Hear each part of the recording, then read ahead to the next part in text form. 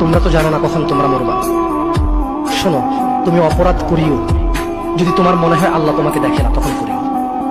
তুমি অপরাধ করিও যদি তোমার মনে হয় আল্লাহ তোমাকে জিজ্ঞেস করবে না, তুমি নিশ্চিত বেঁচে যাবা। তুমি অপরাধ করিও যদি তোমার মনে হয় যে আল্লাহ তোমার জন্য জাহান্নাম নির্ধারণ করবে, আর তুমি আল্লাহকে বলবো আল্লাহ আপনি বললেই হবে না আমি জাহান্নামে যাবো। যদি এই ক্ষমতার অধিকারী হও তাহলে তুমি অপরাধ করিও। তোমাকে বলি, মহিলা, মা, বোন, চাচা, চাচি, নামাজ ছাড়া মানুষ মুসলমান থাকে না।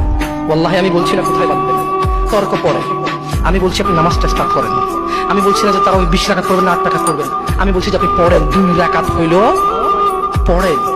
আমি বলছি যে আপনি ঈশার নামাজ 15 রাকাত দরকার নেই, আপনি শুধু 4 পড়েন। আমি কি বলছি সুন্নত বাদ দিতে? আমি বলছি যে তুমি পড়ছো না, শোনো, ভয় পেও না, ঈশার নামাজ 15 রাকাত তোমার উপরে ফরজ নয়। আমি তোমাকে না করছি না 15 রাকাত করতে। আমি বলছি যে তুমি নামাজই পড়ো না, 4 পড়ো। এই 4 রাকাত ঈশা না পড়লে তুমি মুসলিম নও।